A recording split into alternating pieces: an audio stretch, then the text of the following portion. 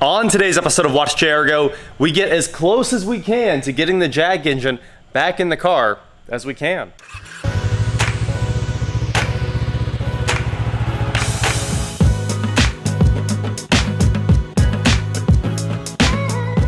What is going on, guys? I am Watch Jaguar, and like I said, today we are here with the new engine that I just got from LKQ, the $10,000 engine.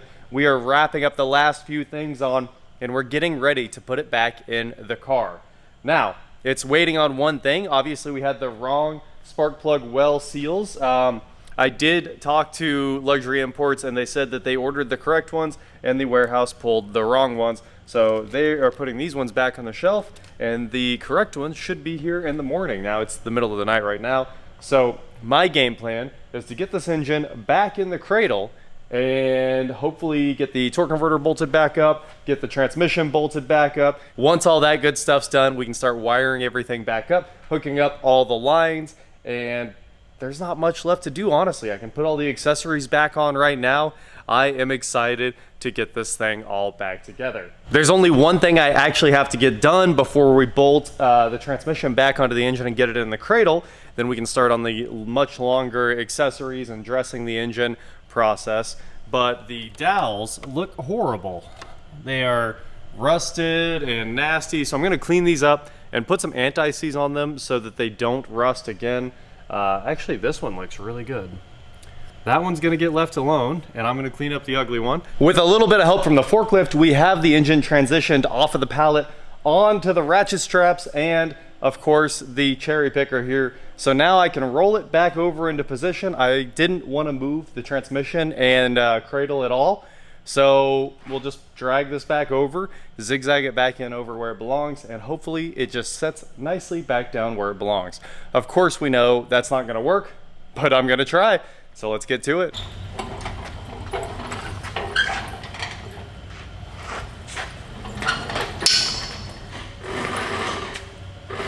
I've got the new engine sitting back in the cradle. It's just sitting on its two mounts there. We got to put the bolts on it, and we are ready to start mating the transmission back to the engine. So to do that, I'm going to pull the engine hoist out, and then we're going to jack up the front of the subframe where I've got a jack stand holding it right now, and that should hopefully tilt the engine back just that little amount and let us pull this thing together. As soon as we get the block and the transmission belt housing lined up, they should just drop right together. It's honestly kind of close already. I just need to jack that thing up about 2 inches or something. The transmission basically fell back into place way easier than I expected. The bell housing bolts are back in. The first converter bolts started. The engine hoist is out of the way. We are making good time. And honestly, I think this is where I have to stop for the night because I need to wait till morning when I have those gaskets, and then I can continue putting all that together. Also, I need blue Loctite. I only have red, and I don't want to put those converter bolts on there and make them permanent. They were originally blue Loctited. I'd like to put blue Loctite back. It's the next day and it's go time, and I am excited. I might be able to drive this car on Saturday. I honestly couldn't be more excited. So a trip over to Luxury Import Specialist here in Wichita, got the valve cover gasket situation resolved. They took the old ones that were mispicked at the warehouse and got me the correct ones in just one day, of course. And then a quick run to O'Reilly's, got me some blue Loctite to put the transmissions, the torque converter bolts back in. And a trip over to Johnny's shop. Literally, no one understands why it takes so long to do a project, but an entire day of driving just to go get the things you need. Johnny's shop has all data and Identifix, so I was able to download all the torque specs for the engine over there and email them to myself. So finally, we can put this thing back together. Also, that trip to Johnny's shop, let me get the supercharger oil overnighted that we'll need for the supercharger snout swap, and there's something else. I know. Oh, the coupler. I got the solid coupler, of course. That will be here in the morning as well. So the supercharger is easy to put on after the fact once it's actually in the car, luckily. So we'll probably put the supercharger on then, even though I'd love to have it all in and buttoned up beforehand. I've got the torque converter bolts back in, and I'm gonna do you guys just a little bit of a favor here in case you're doing it yourself. The torque specs don't exist anywhere for this engine. Like, you have to have all data or Identifix to get them, so you're gonna have to pay for them, and that is wrong. So the valve covers are, I did 7 foot-pounds, honestly. It might be 6, but I went with 7 on both of them. And transmission bell housing bolts are 35 foot-pounds. Transmission mount bolts on the back, 33. And the most important one, obviously, torque converter retaining bolts, 46 foot-pounds. I'd say the rest of it's not really important here. Exhaust manifolds, that one's important. I think you start at 10 and then 18. That's Newton meters on the exhaust bolts, not foot-pounds. AC compressor, 25. Power steering pump, 25. Basically all the accessories, 25 Newton meters. And we've got one more chart for all the cool stuff here. On the supercharger, basically everything is 18 foot-pounds. And there is a sequence, and it's start in the middle and work out, as you would expect. Start with the 4 in the middle, and then just keep swirling out and, you know, crisscross them as you go. That should get you there. That's probably everything that matters on this thing.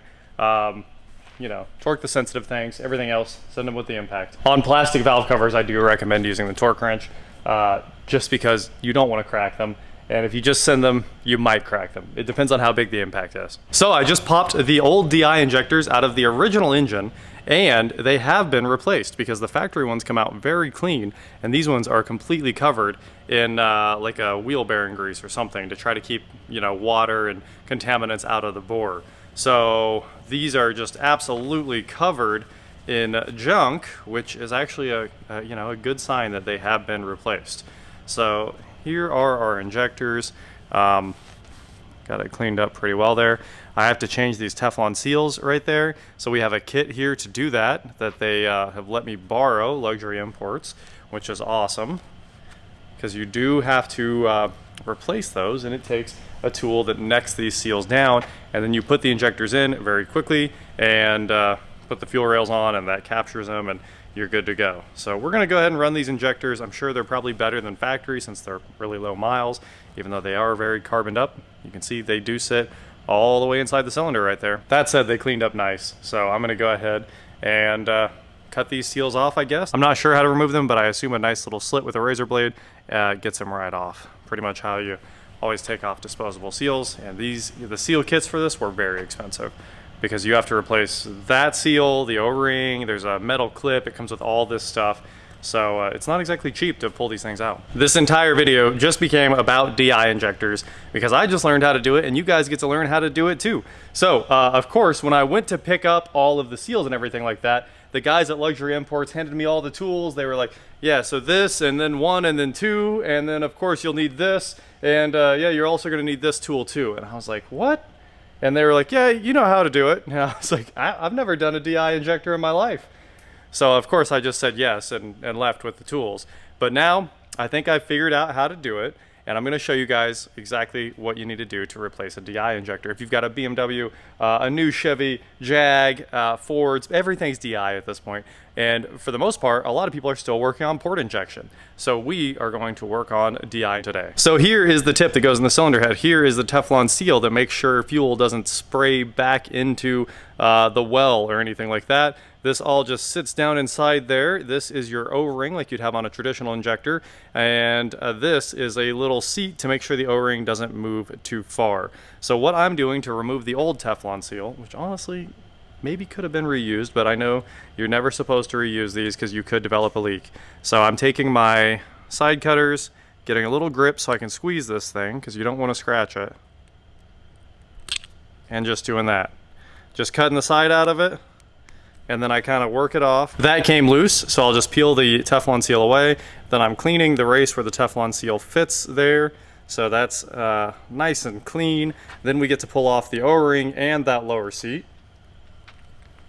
So we're taking a screwdriver to pop this, so we're using a small screwdriver to pop the O-ring off. There we go. The O-ring has exploded into the shop, never to be seen again. And now we peel off this seat here, kind of like so. There you go. Here's our bag with everything we need. It's got the clamp, or it basically puts pressure on it from the rail. And then we've got that little seat, O-ring, and the Teflon seal. So let's open this up here. You only have a few minutes to get all of this done after you start. They told me if it takes any more than 30 minutes, you need to pull the injectors and re-neck the Teflon seal. So I'm gonna show you guys exactly what that means here in just a moment. First off, let's get this seat put on. So I just kind of spin that around like so. It's got a slit in it So that's back together. And now we'll put on the O-ring. The O-ring doesn't even need any lube or anything like that. It's good to go. And now for the Teflon seal, you definitely have to lube the Teflon seal. So make sure you do that. What I'm doing is putting the Teflon on my finger, giving it a squirt, whoop, dropping it is what I'm doing. That's okay. So we've got a good bit of white lithium in there. Put it on the cone. This is the installation tool here. You put the cone on the end of the injector, slide the O-ring down, or the Teflon ring down. We'll put the tool off to the side, finish sliding this on. Even pressure from 4 fingers is probably the best way to do it from what I've found. And now it's way oversized. You can see that thing's floppy. There's no way that's going in a cylinder. And that is what this tool's for. So you get lots of lube on there. Take that Teflon ring and get it started in this tool. And that is step one. Be careful when you do this. You have to make sure that Teflon O-ring gets in there. Otherwise it will push it out and just cut right through it. So, you know, take your time. Make sure the thing's all lubed up with white lithium grease or something. So like whatever you like. And then there's side 2. This squeezed it down even more. It's just like a tapered bore that lets you shrink that thing back to where it's supposed to be. And it does bottom out. So we're good to go. And I'll pull this thing out. Hit it with a touch of lube, and there's one done. I'm going to repeat it for these other 2 really quickly, and then we'll be ready to set it in here, and I'll show you guys how that actually goes together. Now it's been a couple of minutes and I've got the other ones done. It really only takes like 30 seconds each to get these things resealed. No big deal. So we have each one started and set in their bores, and then we will just put our fuel rail on and use the fuel rail to drive these things home. So the O-rings are lubed up with white lithium grease as well. And I think we're good here. So what I've been doing, who knows if this is right, but obviously it is going to work, is starting the bolts for the injectors here. And now we'll take the impact and run them down right until it starts to press on the injector and just work back and forth.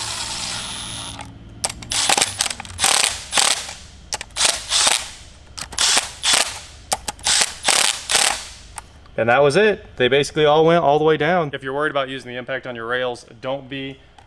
They have like a completely solid welded on foot, and that foot sits up against the head, and that's when you know they're bottomed out, and they do need to be bottomed out. So I'm just making them tight, and then I'm coming back through with a wrench and giving it a little touch to finish it off.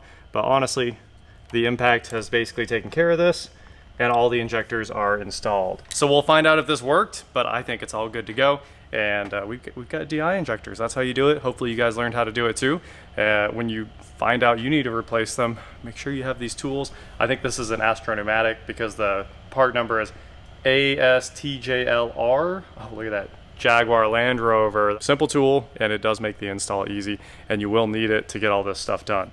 Or you can just shove them back in, but good luck. They might leak. Everybody says, make sure you always change all that, because if there's a leak, you're pulling it all back out. The time has come. We've got the spark plugs back in this thing. We've got the injectors and we've got the coils in. Everything is finally wrapped up over here, and I went ahead and flipped the harness over so it's roughly where it needs to go. I think everything's good to go here.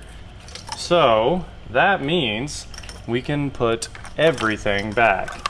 So this goes, first we gotta hook up the injectors. Injectors they're important, and they're also underneath everything.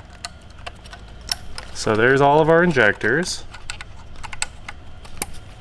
And now, interesting, there's a piece of tab left in this from the old valve cover. All right, so I guess I get to, there we go, solved that problem. Put this back on here, wiggle it on a little bit. All of our wire management's back where it belongs. Clean that up, make sure there's no debris going in our coils. Snap that in. Third time, like I'm telling you guys, this is, I'm getting good at this. If you need help with your Jag with the 30T, I could help you. I'm not going to, but I could. This is not something I want to do again. Lock in our fuel rail pressure sensor. This guy ready to go back in. And now we can get this out of here, plug in everything over here. What are we missing? Okay, this goes here, and then I've got one more that needs to go. There we are. and then the ground goes right here. The pressure transmitters on the DI pumps are already hooked up down below, so I just need to get an 8, tighten down that ground, and half of that side's all hooked up. We've got this thing almost wired, which means it's very close to going back in. Time for the driver's side. We are ripping through this thing here. So we've got all of our coils in, spark plugs have been replaced, and I'm just gently letting the impact do its magic there. Whoop, maybe. All right, I'm a fan of that. One more click, and now we can wire it. So this sits like that. Injectors, injector, injector, coil. This goes up here to that evap valve, probably the purge valve or something, I'm not actually sure. And we are good to go here. So I don't know if I don't want to snap this down yet. It's where it belongs. We can plug in the evap valve. The only thing I don't want to have done yet is this snapped on, because I do need to tighten down the fuel rail, and that goes on after the supercharger. All of this goes to the supercharger, and all of this goes right here. It's basically all laid out exactly where it belongs. Snap it on. And that goes, oh, this goes to the aux water pump, or the thermostat position. That's what that is. And we're ready for this guy. That's it. That's our ground. We had a pulley, one of the idlers had an issue, so that just got swapped out to a better one. Got our new water pump on there, which means it's time to set the alternator in here. If it'll fit, that is. I think it comes through here. Man, it was not meant to be one-handed. We gotta get the power.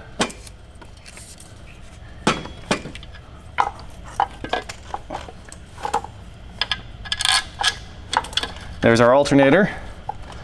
Nice and easy. We are putting on the power steering pulley here. I wish I would have put some grease on here.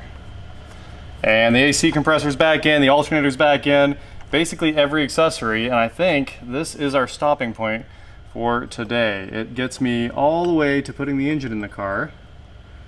If I can get these holes to line up, that is. Pretty critical that the bolts can go in. All right, I think they're totally straight. There we go.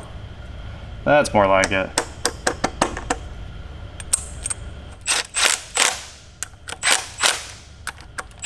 And that's it. The accessories are back on the engine, and I don't even know what's left. It's not much. Oh, there's one more bolt on the AC compressor that's gonna need a ratchet wrench, and it's gonna take a long time. I forgot about that bottom one. It's started, and it's a nightmare to get to. You can't get a swivel socket in there. You can't get any kind of tool in there other than a ratchet wrench. So we'll have that done shortly, and then the exhaust can go on, and that is it. So that is it for today, guys. It was a full, basically 2 days of work to get us kind of where we are now. I love cleaning sway bars. As soon as you clean them, everything looks all crispy.